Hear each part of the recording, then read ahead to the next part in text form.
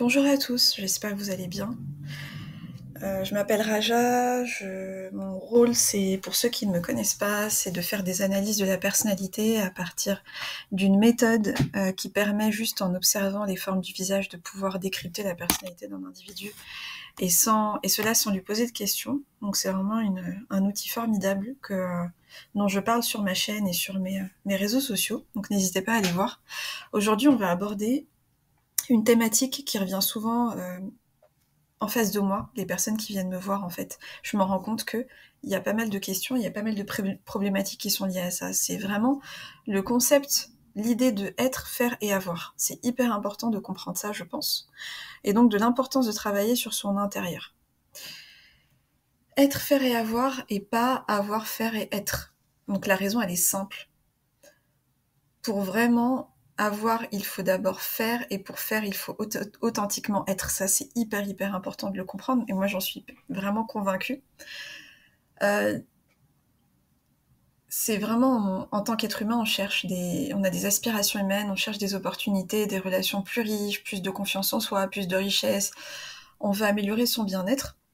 Donc le verbe avoir symbolise l'accomplissement, mais cet accomplissement, il repose sur une interaction nuancée entre l'être et le faire.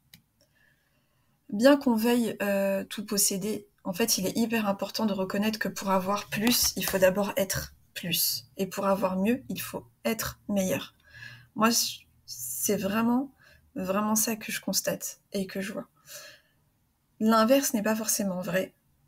C'est-à-dire qu'avoir plus ne nous rend pas automatiquement meilleurs et plus comblés. Et je pense que la plupart d'entre vous s'en rendent compte dans leur vie. En fait, en tant qu'être humain, on a une nature qui est vraiment insatiable.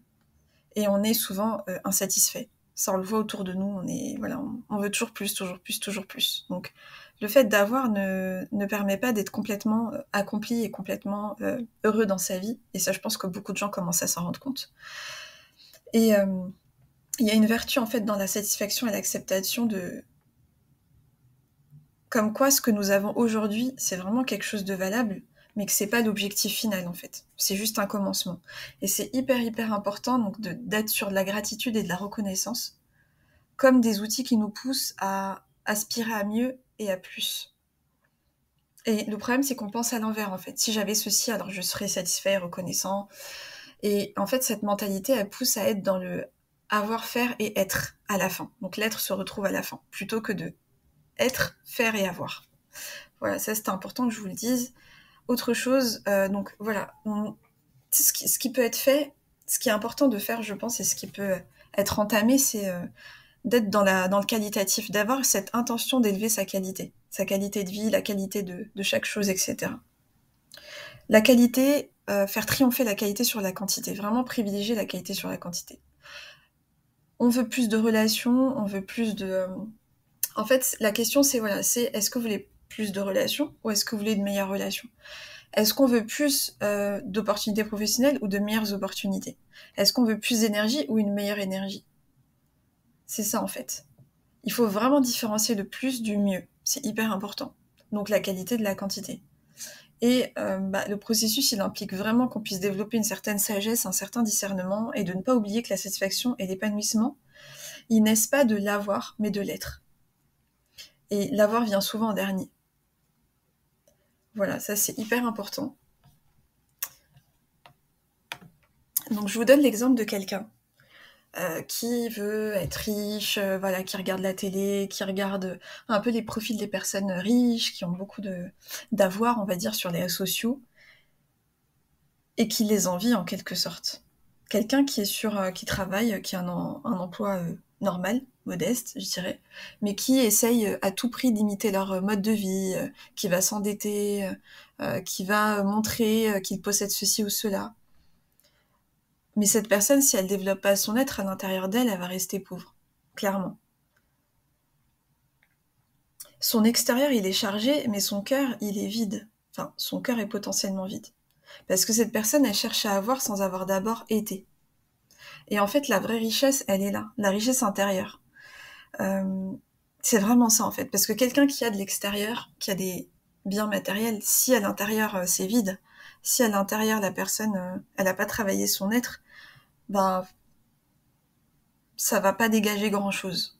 En tout cas, ce sera pas aussi puissant. Et en fait, pour élever la situation extérieure, c'est hyper important d'être dans une croissance intérieure. Et en fait, c'est cette richesse-là qu'il est en train, soi-disant, de montrer, mais qu'il n'a pas réellement, bah, en fait, c'est hyper illusoire. Cette personne-là, elle est dans un vide intérieur, et elle se rend compte au fond d'elle, et elle doit sûrement le sentir au fond d'elle, que l'intérieur, il peut pas combler, son vide intérieur ne peut pas être comblé par les possessions extérieures. Par contre, quand on est bien à l'intérieur, ça rayonne forcément à l'extérieur. Et quand on cherche à avoir sans avoir d'abord été, ou sans avoir fait même, sans être passé par le faire, bah on tombe dans un piège. Je vous donne l'exemple de la santé. En fait, le bien-être, voilà, c'est pas miraculeux. La santé, c'est pas quelque chose de miraculeux. Et parfois, bah, ça demande du travail pour certaines personnes et ça demande un profond changement personnel. Et ça, c'est important. Et on peut avoir... et il y a aussi le fait que bah, si on n'a pas la santé, on peut avoir toutes les possessions matérielles du monde, bah, ça n'ira pas forcément. Et on pourra rien faire avec. Autre chose d'important, c'est que nos actions ne nous définissent pas. Quand on est dans le faire, nos actions, elles contribuent à qui nous sommes. Elles expriment certains aspects de notre être, mais l'être reste quand même central. Mais là, je passe vraiment au faire. Le faire reste quand même, quand on a traité l'être, le faire reste hyper important. En deuxième position, entre guillemets, parce qu'on se rend compte vraiment que enfin, le faire va nous pousser à vouloir prendre le contrôle, à vouloir prospérer, etc., faire beaucoup, beaucoup de choses, etc. On le voit souvent. On peut aussi voir des personnes âgées qui regrettent souvent de ne pas avoir fait ceci, de ne pas avoir fait cela, de ne pas avoir réalisé tel rêve, etc. Donc le faire, il est important. Il faut vraiment lui donner aussi son importance. Donc ce que je dirais, c'est vraiment travailler son être, s'accepter avec ses qualités et ses défauts, travailler voilà, qui on est au fond de nous, apprendre à se connaître. L'importance d'apprendre à se connaître, c'est hyper important.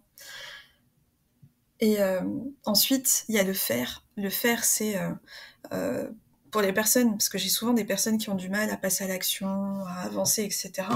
C'est vraiment de faire ce qu'on appelle la méthode des petits pas. Vous pouvez aller sur Internet, chercher à regarder la méthode des petits pas. C'est un pas après l'autre. Chaque jour, on fait quelque chose. Même si c'est 1%, on le fait. Et en fait, on arrive à 365 jours et on se rend compte qu'on a fait des pas de géant. Et ça, c'est une méthode extraordinaire. Il y a aussi tout ce qui fait référence à l'effet cumulé. Il y a eu un livre sur ce sujet-là. Et autre chose, être vraiment dans la gratitude et dans l'appréciation de ce qu'on a déjà. C'est hyper, hyper important de se rendre compte des richesses, pas juste les richesses matérielles, mais les richesses intérieures.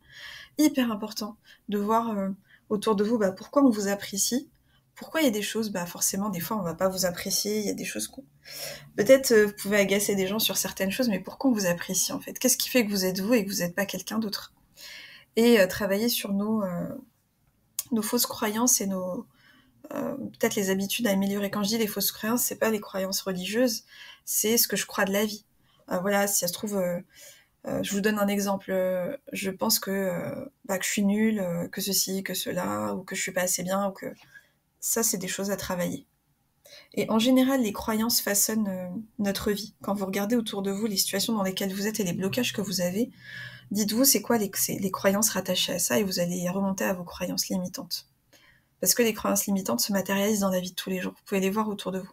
Et c'est souvent dans les domaines qui coincent qu'elles se matérialisent. Et voilà, donc n'hésitez pas, si vous voulez plus d'informations, si vous voulez changer sur votre situation, si vous voulez apprendre à vous connaître à fond, à travers la méthode que j'utilise, qui est une méthode qui va beaucoup, beaucoup, beaucoup plus loin que d'autres outils, et qui est très personnalisée, qui va dans un détail très poussé, n'hésitez pas à me contacter, vous aurez le lien en bio. Et je ferai d'autres sujets bientôt. À très vite.